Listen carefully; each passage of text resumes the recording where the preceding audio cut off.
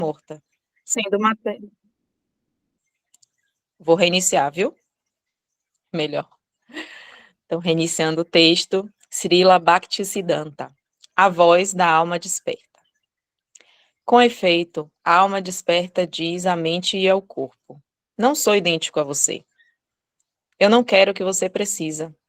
Por muito tempo, acreditei que era idêntico a você e que nossos interesses eram os mesmos. Mas agora percebo que, na verdade, sou categoricamente diferente de você. Eu sou feito do princípio da autoconsciência, enquanto vocês dois são feitos de matéria morta. Sendo matéria, podem agir e sofrer efeitos de acordo com as leis da natureza. A natureza os faz e desfaz, mas sobre mim não tem poder. Seu crescimento não me beneficia, nem seu declínio me prejudica. Eles sobem e descem de acordo com as leis que regem suas relações com o universo físico. Devido à minha falsa identificação com você, entendo que sou obrigado a sofrer dores e prazeres devido aos problemas físicos que o dominam. Percebo que estou anormalmente ligado às suas funções, como comer, beber, produzir pensamentos, etc. E sou forçado a acreditar que são as minhas próprias funções que me beneficiam. É claro que devo permanecer com você enquanto a providência determinar que eu sofra as consequências dessa aliança antinatural com você. Mas a partir desse momento não farei nada para agradá-los. Permitirei que você faça apenas o que considero necessário para o meu bem-estar. Retomar minha posição de existência livre e consciente, desimpedida pelo domínio antinatural devido ao desejo do gozo material. Recuso-me a pertencer, escravo das inclinações sensuais da mente e do corpo. Srila Bhaktisiddhanta Sarasvati Thakura, o guru de Srila Prabhupada. Os ensinamentos de Sri Chaitanya, parte 2, página 78. Eu super me arrepiei lendo esse texto. Leia para mim, por favor, a última estrofe, por gentileza. A última do recuso-me a pertencer ou permitirei? A última mesmo é bem curtinha. Recuso-me a pertencer escravo das inclinações sensuais da mente e do corpo. Ok.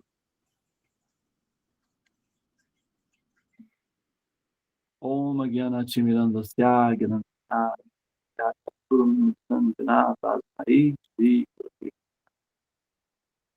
Eu nasci na mais obscura região da ignorância, porém o mestre espiritual está abrindo os meus olhos com a choque do conhecimento.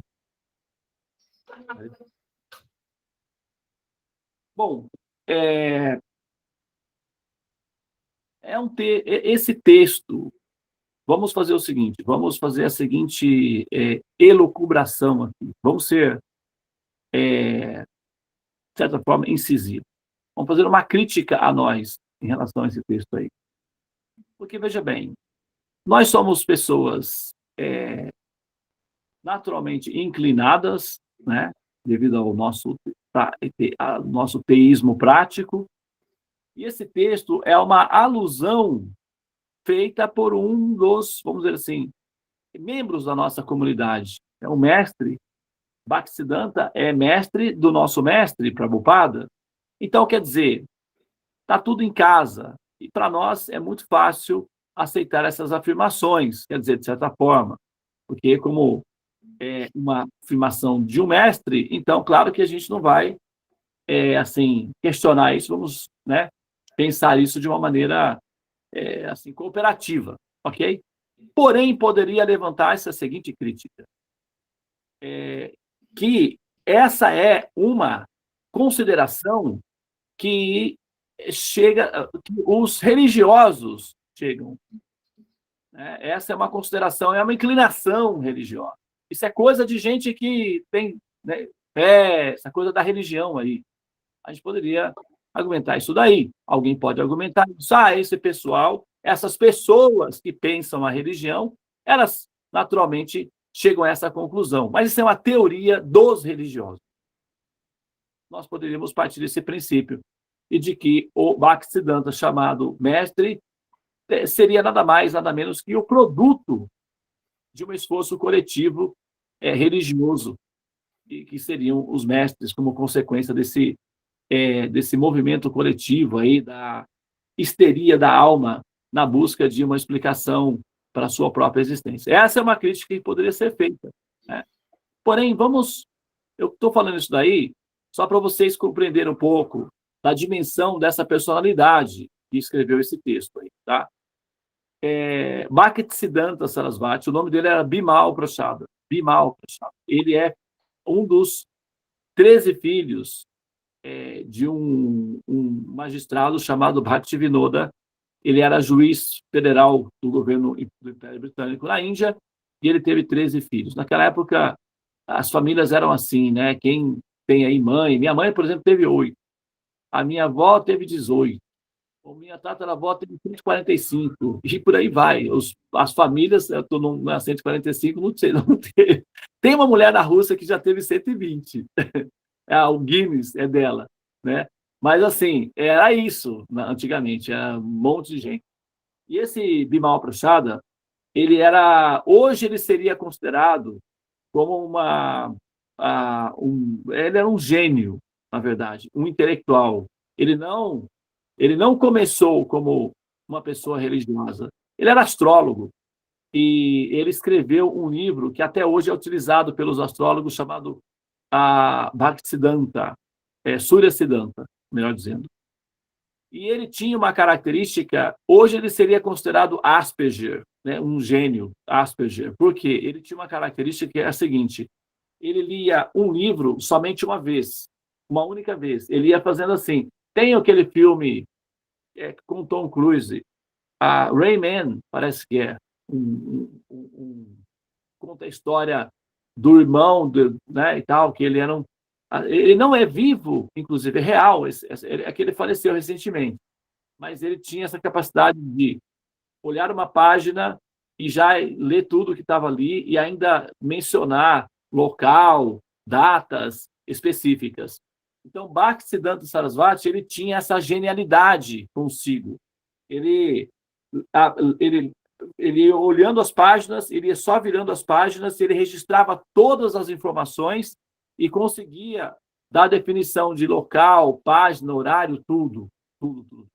Ele tinha essa capacidade ultra-humana de fazer memorização de textos. Então, ele tinha total domínio dos conhecimentos védicos como um todo, por conta dessa habilidade que ele tinha. Então, ele era um gênio intelectual. Ele não era apenas um religioso que, frustrado porque não conseguiu ter recursos suficientes, como é a crítica que a gente recebe, e aí, devido a essa insuficiência material, tendeu para a espiritualidade, a religião, porque fica mais fácil de se manter ou de conseguir abrigo, segurança, reconhecimento, acolhimento, etc. Não é uma fuga emocional daqueles que fracassaram materialmente. Então, não é assim. Bhaktisiddhanta Sarasvati, ele era tão importante na época que o rei de um dos estados mais importantes da Índia, um dos estados mais ricos da Índia, rei, porque lá os estados não eram governadores, eram reis. O rei de Tripurari, um reinado que tinha na Índia, que era muito rico, o convidou pessoalmente para ser o conselheiro do reinado e instrutor pessoal do príncipe, que seria o próximo rei. E Bhaktisiddhanta Sarasvati, então, ele tinha 19 anos de idade nessa época, 20 anos, uma coisa assim. Então, ele foi para esse local, aconselhou o reinado lá na questão das relações da diplomacia com a coroa britânica e educou o filho do rei, e quando ele terminou a missão dele, o rei deu a ele uma pensão vitalícia. Quer dizer, é uma aposentadoria, digamos assim, né? Como gratidão pelos serviços prestados. E por conta disso, Bhaktisiddhanta, então, entendeu que agora ele tinha a condição favorável para dedicar-se exclusivamente ao estudo e à propagação dos conhecimentos védicos. Então, ele assumiu para si a ordem de renunciante, de monge renunciante, e entregou todas as glórias da vida material que ele tinha ainda à disposição dele. Ele poderia ser primeiro-ministro do reino, governador e chefe de Estado. Ele tinha uma excelente relação com a coroa britânica, o pai dele era juiz federal da coroa britânica. Ele foi convidado para ir para a Inglaterra algumas vezes para poder representar o governo indiano. Ele que não quis. Ele falou, não, o meu foco é o conhecimento superior. A minha contribuição humanitária para o progresso humano eu já fiz. Agora, meu interesse são as almas. Apenas, nada mais. Então, ele dedicou-se a sistematizar o conhecimento védico de tal maneira que isso chegasse até a humanidade. E por conta desse pensamento altruísta, desse gênio intelectual e altamente espiritualizado, um jovem gandiano, porque o nosso mestre Prabhupada, ele era político, ele era rebelde do Império, contra o Império Britânico, ele fazia parte do pessoal que seguia o Gandhi, ele era político apolítico. Mas Prabhupada foi assistir uma palestra de Bhaktisiddhanta Sarasvati e ele ficou impressionado com a segurança, com a determinação, com a altivez de Bhaktisiddhanta e decidiu, então, render-se aos pés de lótus dessa personalidade e recebeu instruções para que viesse aos mundos ocidentais e espalhasse a consciência de Krishna e o conhecimento védico para toda a humanidade, porque esse seria o maior de todos os serviços humanitários que alguém poderia prestar. E, em função disso, em função desse evento, aqui estou eu compartilhando com vocês esses conhecimentos por conta do impulso altruísta desse personagem que escreveu esse texto aí que a Vanessa acabou de ler. Então, é só para vocês terem uma ideia da dimensão, da grandeza dessa pessoa, que não é que a gente está assim, fazendo aí o grito da torcida por uma, não. Existe uma personalidade segura, um intelectual refinado e um filósofo altamente capacitado por detrás disso, tá? Então, não é apenas um religioso que se tornou religioso devido à frustração da existência material. Não é assim, tá? Só para contextualizar aí a grandeza da personalidade por detrás do texto, ok? Agora, eu tenho pouquíssimo tempo para finalizar essa operação. Evidentemente que não vai dar para fazer isso completamente hoje, talvez nós tenhamos que retomar amanhã, né? Só para, então, parafrasear o texto. Não tinha como eu falar sobre esse assunto sem primeiro contextualizar a pessoa responsável por isso, tá? O nosso mestre Prabhupada, Bhaktisiddhanta, ele era tão complexo na sua abordagem filosófica acerca do absoluto que a maioria das pessoas não entendiam muito bem o que ele falava. E uma vez foi perguntado ao nosso mestre espiritual, Prabhupada foi assistir uma palestra dele uma vez e durou 3 horas. Naquela época não tinha internet, o pessoal suportava pressão de mais que 5 minutos. Então, ele assistiu uma palestra de 3 horas. E Prabhupada ficou sentadinho lá, assimilando o conhecimento, e perguntaram para ele, você entende tudo? E você entende tudo? Alguém perguntou para ele do lado, assim, depois ele contou, né, na biografia dele. Uma pessoa perguntou, você está entendendo o que ele está falando? E Prabhupada disse, às vezes eu entendo, às vezes eu não entendo, mas eu gosto de ouvir. E aí, quando o Prabhupada, nosso mestre, né? Na época ele chamava Abai. Quando uma pessoa pegou, falou, olha, esse rapaz sempre vem aqui nas nossas palestras, e Bhaktisiddhanta disse para ele assim, não, eu já tinha percebido ele. Ele será um grande expositor do conhecimento védico. E o discípulo de Bhaktisiddhanta perguntou, mestre, como o senhor sabe? Ele disse, ele gosta de ouvir. Aquele que gosta de ouvir, aprende. E aquele que aprende, assume o compromisso com esse conhecimento. Ele é educado em língua inglesa. Ele irá para os países ocidentais e divulgará esse conhecimento para o mundo.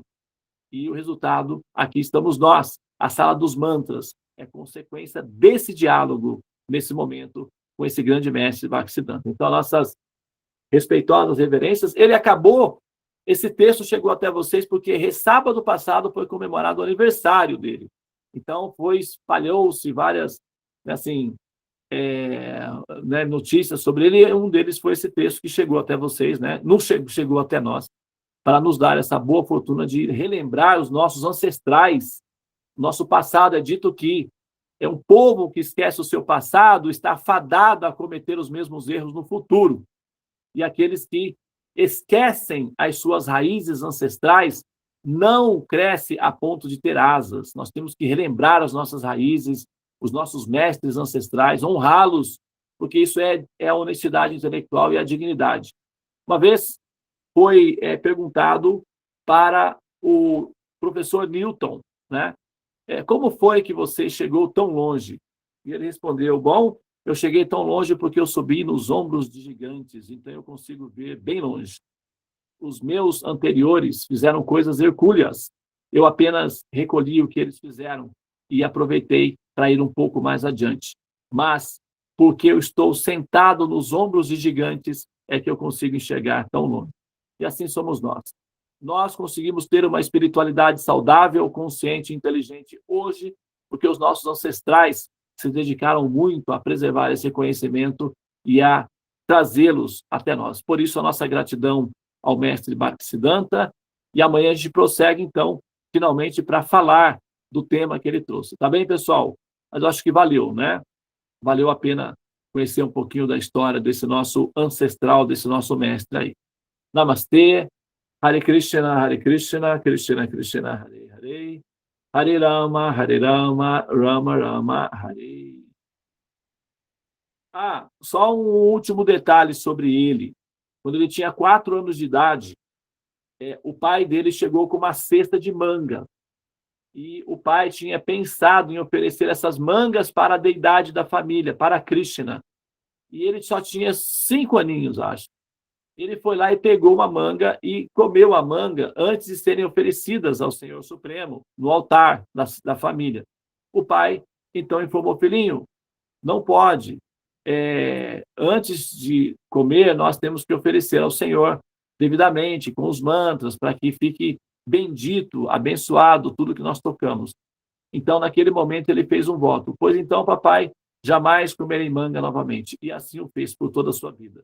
Nunca mais ele chupou manga, ele comeu manga, apesar de a Índia ser o berço da manga, né?